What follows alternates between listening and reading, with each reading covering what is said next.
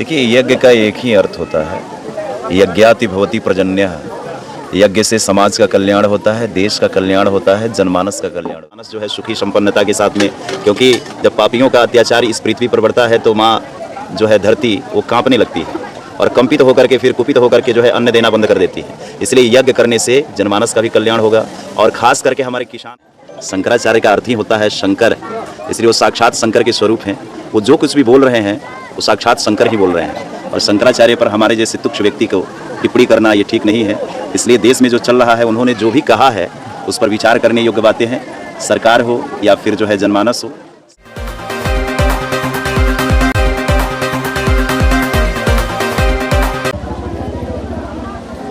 देखिए, सनातन धर्म में जो महायज्ञ का क्या कुछ महत्व होता है। कहा जाता है कि जहाँ जिस इलाके में महायज्ञ होता है उस इलाके में जो है कि हर तरीके का शांति माहौल होता है और वहाँ का जो वातावरण है वो शुद्ध हो जाता है।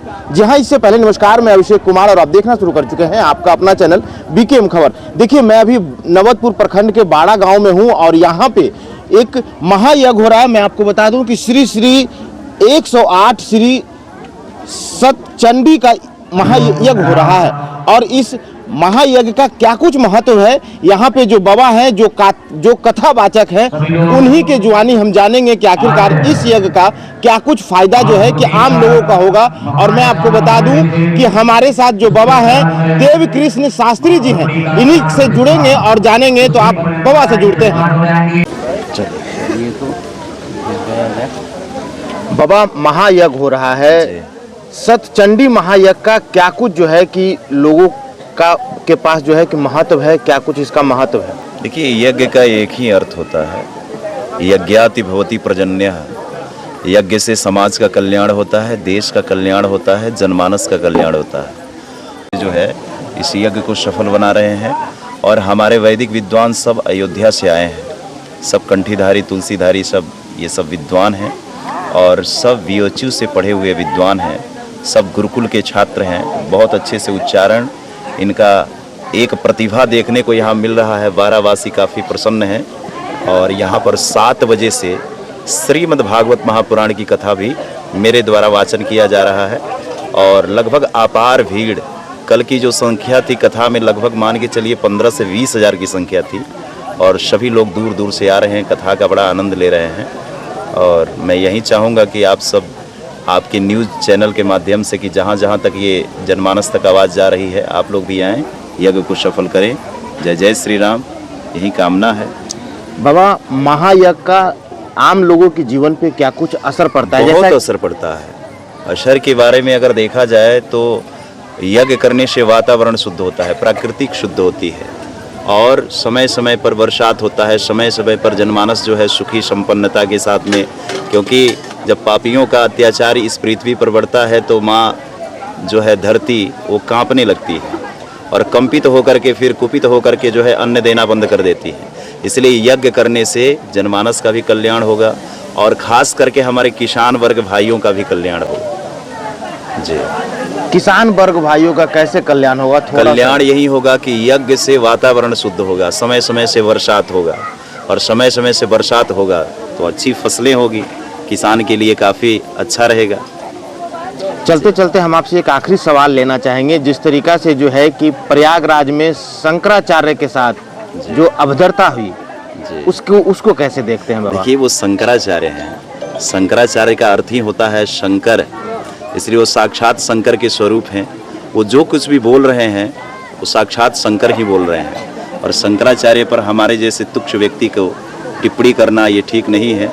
इसलिए देश में जो चल रहा है, उन्होंने जो भी कहा है उस पर विचार करने योग्य बातें हैं, सरकार हो या फिर जो है जनमानस हो।